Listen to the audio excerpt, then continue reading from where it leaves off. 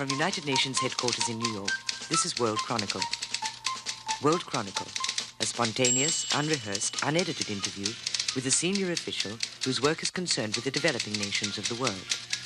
Today's guest, attending a special session of the United Nations, is the President of the People's Republic of Bangladesh, Ziaur Rahman.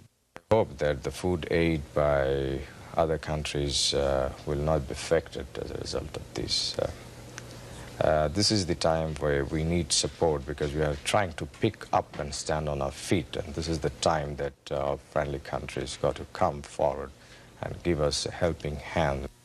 In a moment, additional views, opinions and answers to reporters' questions from today's guest on World Chronicle, which is presented by United Nations Radio and Television in cooperation with the UN's Division for Economic and Social Information. Here now is the programme host, news correspondent of the British Broadcasting Corporation, Brian E. Saxton. Hello and welcome back to another edition of World Chronicle. And here at United Nations headquarters in New York today to interview our guest are three news correspondents. Brennan Jones, correspondent for Interpress Service, the Third World News Agency, Peggy Wilkins of the International Staff of the Wall Street Journal, and Prem Shankar Yar, editor, Financial Express, New Delhi. Our guest today, Ziaur Rahman, the President of Bangladesh, was born in 1936. He became a professional soldier at the age of 17 when he joined the army of Pakistan. In 1971, General Ziaur Rahman led the uprising against Pakistan, which resulted in the independence of East Pakistan and the establishment of the People's Republic of Bangladesh. Following the change of government in 1975, Ziaur Rahman was appointed deputy and later became chief martial law administrator of Bangladesh. In 1978, Bangladesh held its first ever presidential election, and Ziaur Rahman was elected to office by defeating his nearest rival by some 11 million votes. President Ziaur, we're delighted to have you on this edition of World Chronicle, and here with our first question for you is Mr. Yar of the Financial Express in New Delhi. Mr. President, the question I have to ask you today concerns your statement this morning to the General Assembly, where, if you'll pardon me using the phrase, you dropped a small bombshell as far as the Group of 77 were concerned. In fact, someone listening to you said that it's rather like the chap who told the king that he had no clothes on. I'm referring, of course, to your suggestion that the OPEC countries should cut the price of oil to the developing countries by 50%. Now, from what I've been seeing, a number of people have this very much on their minds, but the Group of 77 were rather hoping, to keep this within the ECDC, the Economic Cooperation for Developing Countries, and not to air it here. Now, what were your reasons for doing this, and how have you been received?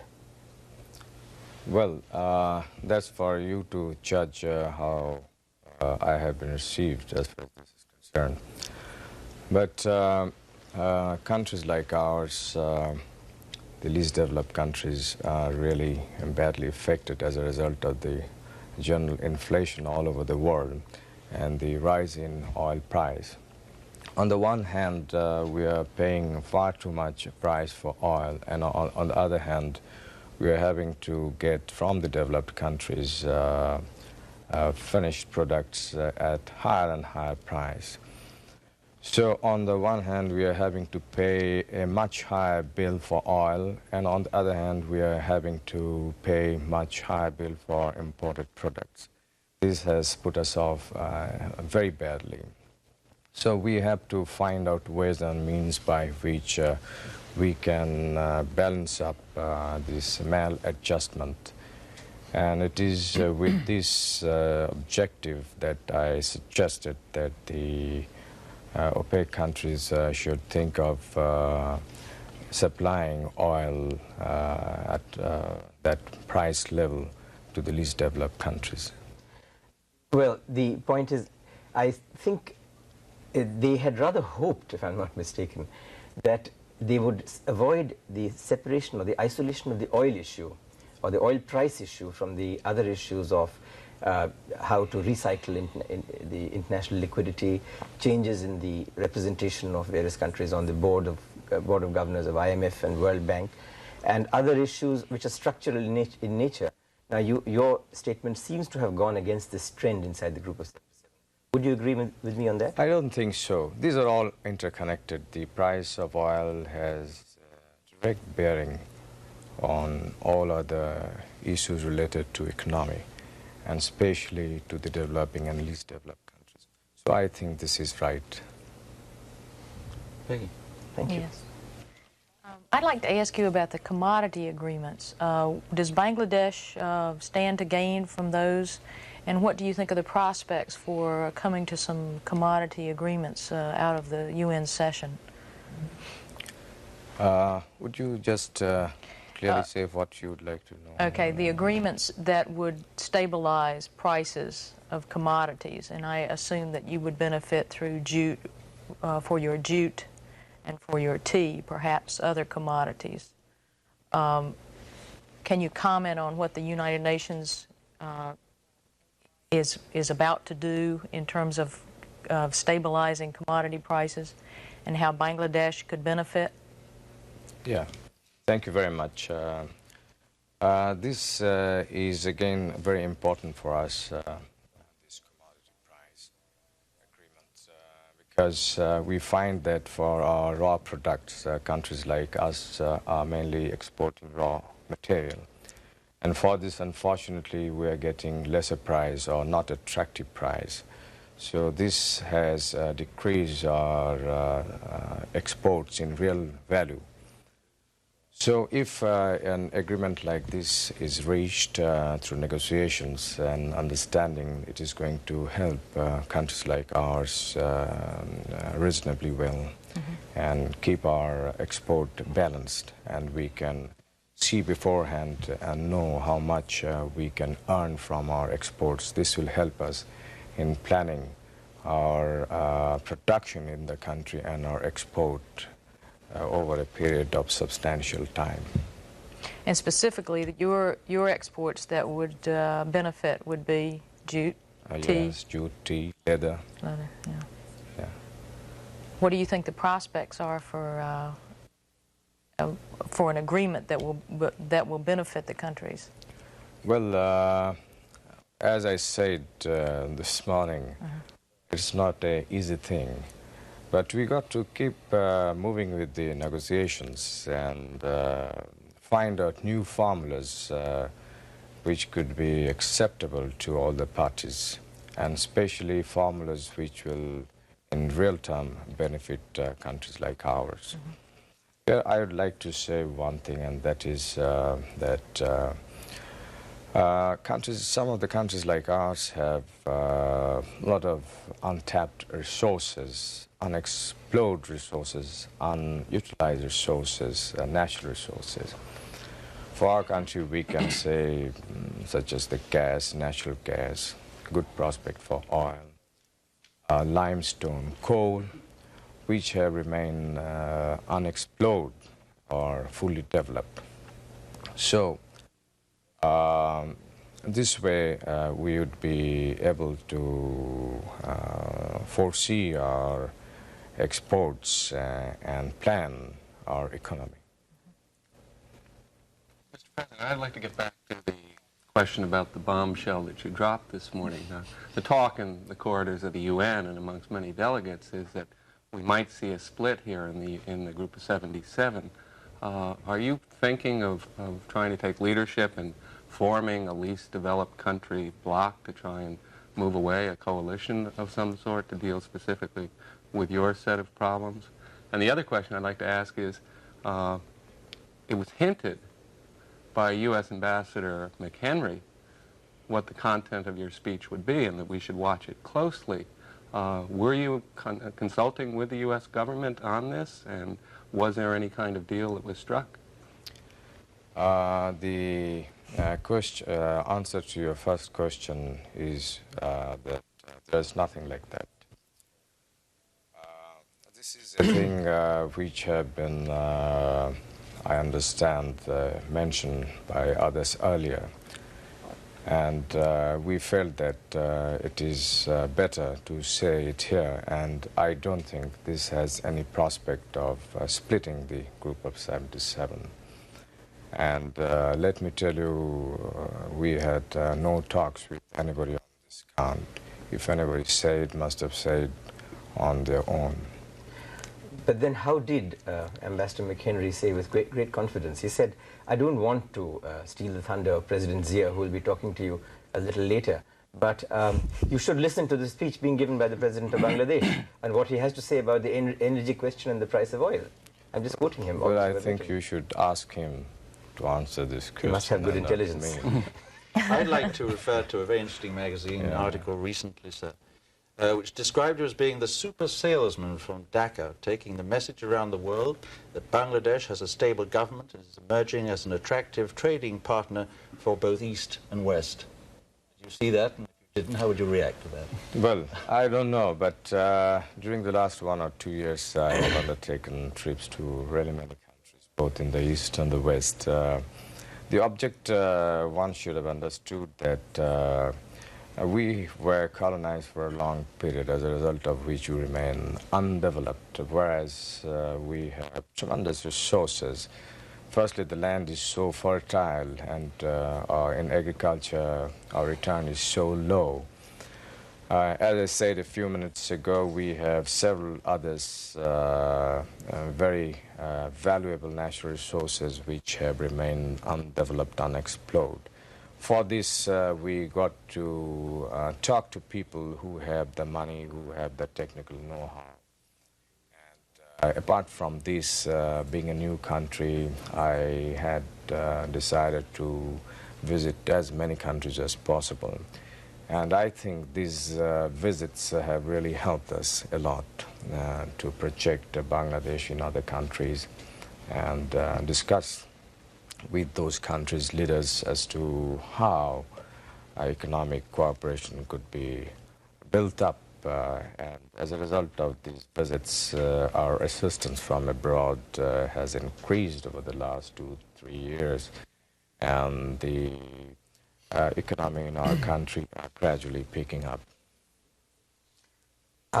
May I come to a related question to this one, which is the one of, shall we say, regional cooperation. One of the problems that we all face in common is, in fact, the oil price, if you like, the balance of payments problem. And it seems to me that the best thing what we possibly do is try and, the countries most affected, least developed, most seriously affected, doesn't really matter which, that we should try and buy as much from each other and possibly try for better terms. Now, for instance, all the 4 countries of the subcontinent have an interest in tea, in jute, in leather, and textiles to a large extent. And at the same time, at least one of the countries, which is India, is producing many of the products that you would need, for example, cement or textile machinery, at very, very much lower than world prices. Now, what is anything being done? Are you thinking of something towards regional cooperation, or is it all snagged up on big issues like the Farakka barrage and things like that? You see, you are aware that a few months ago, Bangladesh proposed a forum on the basis of South Asian countries. And this has been well received by the various countries of South Asia region. And the object is that through this forum, we could do many things which will benefit the region as a whole. And under that forum, trade, commerce, and other bilateral relations, regional matters could be discussed, as in case of other regional forums. I'd like to pursue a question on the issue of food aid, which is certainly an issue in the United States where this can be seen. There's an awful lot of solid documentation that has come up that perhaps too much food aid is going into Bangladesh, that recently the British government curtailed government-to-government aid because of what they saw as some of the abuses there, that the rationing program tends to go to the urban population and to civil service workers, and that it's had a negative effect on agricultural production because of it's a disincentive to the producer. How do you respond to those criticisms, and what really is being done? Right. Let me tell you that up to 1950, our country then, East Pakistan, was self-sufficient in food. And thereafter, till recently, the the agriculture sector, not much was done. As a result, with the growth of the population, the requirement of the food went up, but the food production remained low. Now, we have rationing system in our country which is coming over since a long period. Now, the object of our government is to gradually get rid of this rationing system, which is mainly concentrated in the urban areas, but we are trying to sort of distribute more and more in the rural areas. And lately we have started open market operation, whereby at a certain price we sell out in the markets rice and wheat to keep the market price steady. At the same time, we have undertaken special measures to procure a lot of food grains, and right now we have 1.2 million roughly food stock with the government. We are giving a lot of encouragement to the farmers by price support, and in future we are going to do a lot more. The object is ourselves to become self-sufficient in food so that we don't have to get really food from abroad. It's not a good thing. But realistically, you are going to need additional food aid for the next several years. And what is the impact of the British government curtailment? I'm coming to that point. Let me tell you that we shall be self-sufficient in food earlier than anybody thinks, and we have taken certain measures on that count, and we are beginning to get the results. As far as... When do you expect food self-sufficiency? I think in the next 2-3 years' time, or maybe a little more, maybe a little less, because we have launched a sort of special program on this count, and we have got very good results, and the next 1 year will give very solid indication about it. Our objective is not to become self-sufficient alone, but we are going for doubling food production in the next 5-6 years' time from now. For this, we are mobilizing the people to take to voluntary works for re-excavating the silted-up canals and rivers, with a view to doing irrigation, bringing more and more land under irrigation. And in the last winter, we did massive work on this count, and through voluntary means we brought more than 600,000 acres of land under irrigation, virtually at no cost. And next winter, which is our dry season, we are going to undertake 3 times more than this work. That means we will try about 1.5 million acres to be brought additional under irrigation by unconventional method. So this is a great effort that is coming up in our country, and I hope this question will not arise very much in the near future. And do you think the British action will affect, well, the U.S. food aid program? Britain has reduced the food aid as compared to before because of certain other reasons also. But I hope that the food aid by other countries will not be affected as a result of this. This is the time where we need support, because we are trying to pick up and stand on our feet, and this is the time that our friendly countries got to come forward and give us a helping hand in a big way. Perhaps on that we move into, I think, into another area which is very much in the news these days, Islamic solidarity. As you know, Bangladesh talks constantly of the need for increased solidarity. So I think we do have to ask you the question, how do you view recent events in Afghanistan and Iran as being a potential threat to that solidarity? Well, the Islamic solidarity is building up, and I hope in the near future we shall be able to overcome these problems through various measures, and I strongly feel that the Islamic solidarity is going to become stronger and stronger in future. But does the present situation in those 2 specific countries right now concern you deeply? It does concern, but I don't think Islamic solidarity as such is affected as a result of these two. May I ask you something on this? The Islamic bomb, the nuclear bomb being so-called constructed in Pakistan, how do you feel about this? I would be rather ambivalent about this. Here's a country that you fought to liberate yourself from a few years ago, and which is building a bomb, which is allegedly an Islamic bomb, and you are most certainly a part of the Islamic group of countries. Well, what would you feel about this? Well, I know as much as you know, and I understand that they are not making any bomb. Well, I hope that's so, sir. You have better information.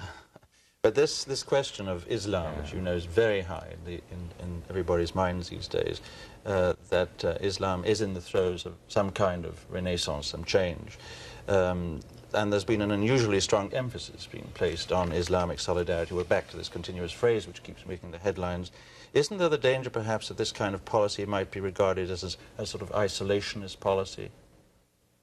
From what? From getting away to that old Islamic concept of greater cooperation and contact between nations. I don't think this will affect that.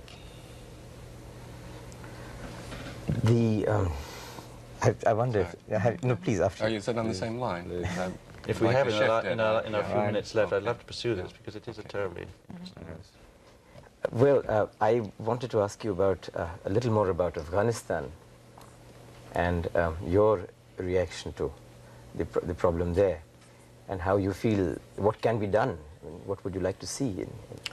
Well, I think our position on Afghanistan is quite clear, and we feel that the foreign troops from Afghanistan should be withdrawn, and the people of Afghanistan should be left on their own to choose their system, political, economic, and government system. Well, I think the obvious other question is Iran. I think your foreign minister in Islamabad in July did say that he thought the situation in Iran was a threat to regional security. And I think there was the idea of setting up a contact group to help solve that problem. What has been the latest news on that? Well, I precisely don't know, but I think they are making all efforts to work out some understanding with the present Afghan people or government. I don't understand. I don't have the exact information, but they are approaching in various ways to realize their objective. My question gets back to what the UN is doing here in the special session. I think most people have the assessment that not much is going to come out of it, which leaves Pakistan, or Bangladesh, very much in a situation like a lot of developing countries. Insufficient assistance from the North, or concessions by the North, and probably not much from OPEC. What does a country like yours do then, given the inflation rate, given the world economic crisis? And if you could also follow that up on what do you tell the world in terms of the things you are doing to meet your own energy needs within Bangladesh? Good, I think that's a very good question. It's a very difficult problem, let me tell you. But this should not dishearten us. There should be less of pessimism and more of optimism, and we should move forward and negotiate, carry on with the dialogue, talk, and find out formulas which could bring better results in this. As far as we are concerned, we are not sitting idle. We are developing our natural gas, and we have sufficient natural gas. I think in the near future we are going to sort of bring gas under more utilization. We may sell natural gas as LNG and use natural gas as CNG and things like that. And we are now exploring ourselves for oil. There's very strong indication that we have oil. And we hope in the near future we may have oil, we may get oil in our country. Then we have a huge reserve of coal in the northern areas of our country. and we're going to sort of exploit this coal mine. And we're working also on other form of energies to meet our present requirement and also the future requirement. But as time is passing, our own energy requirement is also increasing. So coming around that we got to do something so that the least developed countries do not come under so heavy pressure as a result of the increase in the price of oil. Because we really don't have the means to buy oil at such high rates, yet we need oil for our development. Is the oil deposits that you have indications of, are they anywhere near this line of demarcation of the continental shelf with India?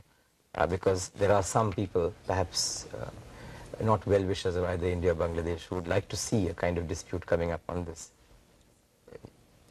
I find your questions are one track, however. You see, we are looking for oil on the land. We have brought now our own rigs, and in a few months' time we would be drilling for oil on the land. Mr. President, I'm afraid that's all the time we have today, which is a great pity. The clock always beats us. President Zayer, we have to close the show, but we want to thank you for being with us today to answer our questions on this edition of World Chronicle. Our guest has been Zayer Rahman, the President of the People's Republic of Bangladesh. President Rahman, here to attend a special session of the United Nations General Assembly, was interviewed here at UN headquarters in New York by Brennan Jones, correspondent for Interpress Service, the Third World News Agency, Peggy Wilkins of the International Staff of the Wall Street Journal, and Prem Shankar Yar, editor of the Financial Express of New Delhi. And I'm Brian Saxton, thanking you for being with us and hoping you'll join us again for the next edition of World Chronicle.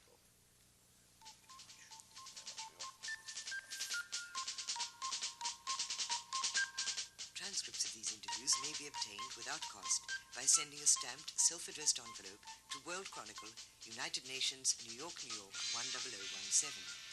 World Chronicle is broadcast in developing and developed nations worldwide and features senior officials whose work is concerned with the developing nations of the world, in spontaneous, unrehearsed, unedited interviews conducted by reporters from press, radio, and television. World Chronicle is a public affairs presentation of this station. It is produced by United Nations Radio and Television in cooperation with the UN's Division for Economic and Social Information. This is Tina Jorgensen speaking.